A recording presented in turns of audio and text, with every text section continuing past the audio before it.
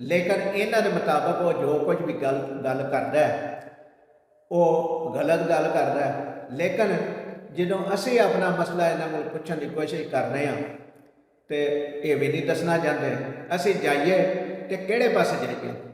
मैं उन्हां दी दिलों इज्जत करना वा क्योंकि वो साहिब इलम ने।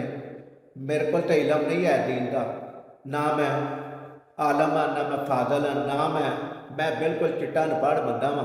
उन्हां नाल मैं जो फोन के उत्ते राबता किया उन्हां दा नंबर लैके किसी जगह उन्हां दी आईडी तो ही बिस्मिल्लाहिर्रहमानिर्रहीम। दोस्तों अस्सलाम वालेकुम। अल्लाह ताला अगे दुआ है कि तुसी सारे दोस्त इस वीडियो को देखने वाले सेहत और तंदुरुस्ती वाली लंबी जिंदगी गुजारो, आमीन सुम्मा आमीन। दोस्तों बड़ा सोचने तो बाद अज मैं एक गल करनी चाह रहा।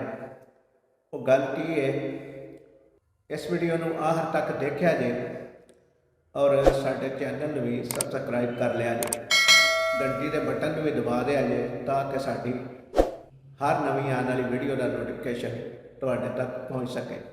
दोस्तों अजकल सोशल मीडिया के उत्ते ट्रेंड बने हैं और हर बंदा मिर्जे नूं डिस्कस कर रहा है। कोई उहदी हमायत च गल कर रहे हैं और कोई उहदी मुखालफत च, कोई उहनूं चंगा कह रहे हैं कोई उहनूं मंदा कह रहे हैं। लेकिन असीं हजे तक इस चीज़ को समझ नहीं सके कि यह मामला की है, क्योंकि उन्होंने चंगा कहने वाले भी मुसलमान ने और मंदा कहने वाले भी मुसलमान ने। लेकिन अजे तक कोई वाजिया गल सामने नहीं आ सकी कि जेड़े उन्होंने चंगा कहते हैं उन्होंने क्यों कहते हैं और जेड़े उन्होंने मंदा कहते हैं वो क्यों कहते हैं। क्योंकि जिदा जिदे नाल निस्बत है उहदे हवाले नाल वो गल कर रहा। मतलब अगर कोई बड़ा मौलवी कोई गल कर रहा है मिर्जे के खिलाफ तो उन्होंने चाहने वाले उहदी हमायत लंबकुशाई करते हैं, और अगर कोई मिर्जे को अच्छा कह रहा है तो वह मनने वाला है, उन्होंने समझने वाला है। हजे तक तयन नहीं हो सकिया कि सही कौन है और गलत कौन है।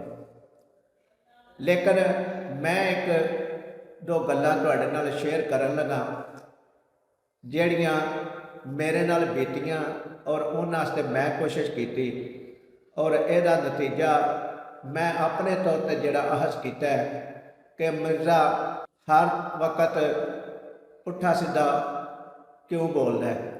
इन्हां दी वजह है कि मैं एक मसला पूछने की कोशिश कर रहा काफ़ी अरसे तो, और यूट्यूब के या फेसबुक के हवाले के नाल जिहदी कोई वीडियो सुनने वेखने किसी अच्छे मौलवी की किसी मुफ्ती की तो कोशिश करी दी कि उन्हां राबता करिए और अपने मसले का हल कढ़िए जिहड़ा सानूं दरकार है।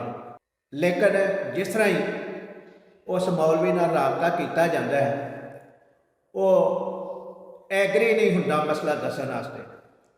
उसकी वजह की है ये सानूं भी अजे तक समझ नहीं आई। लेकिन जो उन्होंने फेसबुक या यूट्यूब के उत्ते देखने मसले बयान करते हैं तो उस वक्त सब तो वड्डे आलम फाजल सानूं वो ही लगते हैं। लेकिन जो मसला पूछने तो मसला दसन तो कासर क्यों रहिंदे ने ये नहीं समझ आई अज तक। पिछले दिनों एक नौजवान बंदा मौलवी उन्होंने मैं वीडियो सुनिया काफ़ी ज़्यादा। उन्होंने नात खाना के खिलाफ भी बोलिया और उहदे हकायक सामने रख के बोलिया और जायज़ बोलिया, क्योंकि सानू भी वो समझ आई कि वो जायज़ बोल रहे हैं। मैं उन्होंने राबता किया, उन्होंने मेरे को मसला पूछा कि तुहानू मसला की है। मैं उन्होंने दसिया, उन्हें आख्या कि तुहाडे कोल कोई एविडेंस इस मसले के बारे तो मैं उन्होंने एविडेंस भी दिते। 8-10 दिन उन्होंने मेरी गुफ्तगू होती रही ਜਦੋਂ ਆਖਰ ਤੱਕ ਮੈਂ ਉਹਨਾਂ ਨੂੰ ਸਾਰੇ ਡਾਕੂਮੈਂਟਸ ਉਸ ਮਸਲੇ ਦੇ ਦਿੱਤੇ, ਪ੍ਰੂਫ ਦਿੱਤੇ ਕਿ ਮੈਨੂੰ ਇਹ ਮਸਲਾ ਦਰਕਾਰ ਹੈ, ਇਹਦੇ ਬਾਰੇ 'ਚ ਮੈਨੂੰ ਦੱਸਿਆ ਜਾਏ, ਤੇ ਉਹਨਾਂ ਵੀ ਹੀਰ ਤੇ ਹੱਥ ਖੜੇ ਕਰ ਦਿੱਤੇ ਔਰ ਉਹਨਾਂ ਕਿਹਾ ਕਿ ਇਹ ਮਸਲਾ ਮੈਂ ਨਹੀਂ ਦੱਸ ਸਕਦਾ। ਮੈਂ ਉਹਨਾਂ ਨੂੰ ਕਿਹਾ ਕਿ ਜਨਾਬ 8-10 ਦਿਨ ਤੋਂ ਮੈਂ ਤੁਹਾਡੇ ਨਾਲ ਰਾਬਤੇ 'ਚ ਹਾਂ, ਲੇਕਿਨ ਆਖਿਰ ਤੇ ਤੁਸੀਂ ਮੈਨੂੰ ਇਹ ਕਹਿ ਦਿੱਤਾ ਕਿ ਮੈਂ ਇਹ ਮਸਲਾ ਨਹੀਂ ਦੱਸ ਸਕਦਾ, ਤੇ ਸਾਨੂੰ ਦੱਸੋ ਅਸੀਂ ਜਾਈਏ ਕਿਹੜੇ ਪਾਸੇ। ਸਾਨੂੰ ਇਹ ਸਮਝ ਨਹੀਂ ਆ ਰਹੀ ਕਿ ਅਸੀਂ ਕਿਸੇ ਕੋਲ ਜਾ ਕੇ ਮਸਲਾ ਪੁੱਛੀਏ, ਜਿਹਦੇ ਨਾਲ ਰਾਬਤਾ ਕਰਨੇ ਆ ਉਹ ਹੀ ਇਹ ਲਫ਼ਜ਼ ਆਉਂਦਾ ਹੈ। ਕਿਉਂਕਿ ਉਸ ਮਸਲੇ ਦੇ ਵਿੱਚ ਥੋੜ੍ਹਾ ਜਿਹਾ ਮੈਂ ਦੱਸ ਦਿੰਦਾ ਵਾਂ ਕਿ ਮੈਂ ਜਿਹੜਾ ਮਸਲਾ ਪੁੱਛਣਾ ਚਾਹ ਰਿਹਾ ਉਹਦੇ ਵਿੱਚ ਇੱਕ ਤੋਂ ਮੌਲਵੀਆਂ ਦੇ ਨਾਮ ਨੇ, ਉਹਨਾਂ ਦੇ ਬਾਰੇ 'ਚ ਮੈਂ ਮਸਲਾ ਪੁੱਛਣਾ ਚਾਹ ਰਿਹਾ ਕਿ ਜਿਸ ਤਰ੍ਹਾਂ ਮਿਰਜ਼ਾ ਤੁਹਾਡੇ ਮੁਤਾਬਕ ਪੁੱਠਾ ਸਿੱਧਾ ਬੋਲ ਦਿੰਦਾ ਹੈ, ਉਹਨਾਂ ਵੀ ਕਿਸੇ ਦੀ ਇਸ ਤਰ੍ਹਾਂ ਹੀ ਸਮਝ ਲਓ ਕਿ ਹਮਾਇਤ ਕੀਤੀ ਹੈ। ਉਹ ਜਦੋਂ ਮਸਲੇ ਦੀ ਹਮਾਇਤ ਦੀ ਗੱਲ ਕਰਨਾ ਵਾ ਤੇ ਮਸਲਾ ਦੱਸਣ ਤੋਂ ਉਹ ਮੌਲਵੀ ਦਾ ਜਿਹੜੇ ਨਾ ਕਾਸਰ ਰਹਿੰਦੇ ਨੇ। ਮੈਂ ਉਹਨਾਂ ਦੀ ਦਿਲੋਂ ਇੱਜ਼ਤ ਕਰਨਾ ਵਾ ਕਿਉਂਕਿ ਉਹ ਸਾਹਿਬ ਇਲਮ ਨੇ। ਮੇਰੇ ਕੋਲ ਤਾਂ ਇਲਮ ਨਹੀਂ ਹੈ ਦੀਨ ਦਾ, ਨਾ ਮੈਂ ਆਲਮ ਹਾਂ, ਨਾ ਮੈਂ ਫਾਜ਼ਲ ਹਾਂ, ਨਾ ਮੈਂ ਬਿਲਕੁਲ ਚਿੱਟਾ ਅਨਪੜ੍ਹ ਬੰਦਾ ਵਾਂ दीन के मामले च, दुनियादारी के मामले च भी मैं अनपढ़ हाँ।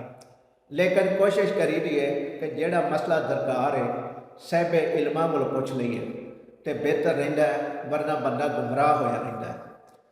तो मैं सारा सोच के सोशल मीडिया देख के, सोशल मीडिया की गुफ्तगू देख के, सारे मामला देख के सोचा यही है कि अगर मिर्ज़ा अपने हिसाब के नाल, इन्हां दे हिसाब के नाल कोई गल गलत करदा ना, ਸਾਨੂੰ नहीं पता कि वह अच्छी गल करता है या बुरी, क्योंकि असी नहीं उन्होंने सुनते।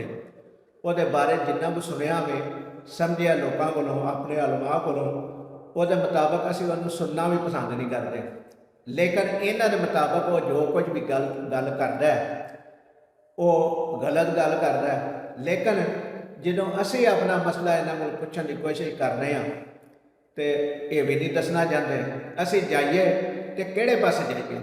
परसों आते मैं एक मुफ्ती साहब का बयान सुन रहा सा, यह जड़ा मनाजरे की गल हुई मुफ्ती साहब की, तो उन्होंने अपनी ID के उत्ते जड़ा ना ये वीडियो शेयर की सी। तो जो मैं वो वीडियो देखी ये भाई मिर्जे की ते मुफ्ती साहब की, और जेड़े मुफ्ती साहब को मैं दा पेज सी वो भी मुफ्ती साहब का। उन्होंने मैं जो फोन के उत्ते रबता किया, उन्होंने नंबर लैके किसी जगह उन्होंने ID कोई, तो उन्होंने कहा कि जनाब ये मसला मैं नहीं दस सकता, लेकिन ये मसला तुसी पूछना है तो अपने मुकामी लोगों को पूछो। मैनू ये नहीं समझ आती कि दीन इस्लाम तो पूरी दुनिया च, दीन की गल तो पूरी दुनिया च हो रही है, लेकिन ये इलाके वाली गल किवें आ गई। ये सवाल है मेरा अज और मेरे दिमाग में घूम रहा है कि मैं इलाके के हिसाब के नाल दीन की गल करनी है, क्योंकि असा जिहड़ा सुनिया समझिया वो ये वे कि दीन के ताबे हाँ, असी सारे इंसान, सारे मुसलमान असी दीन के ताबे हैं, ना कि दीन साढ़े ताबे है। दोस्तों अज लई इन्ना ही, अगली वीडियो तक लई इजाजत दिया जे। अल्लाह ताला साडा ते तुहाडा हामी नसर होवे। और ये गल मैं दोबारा करना और बार बार करना कि दीन के ताबे असी लोग, असी मुसलमान दीन के ताबे हैं। इस वीडियो को लाइक करिया जे, शेयर करिया जे, ते चैनल को सबसक्राइब करिया जे। अल्लाह निगहबान।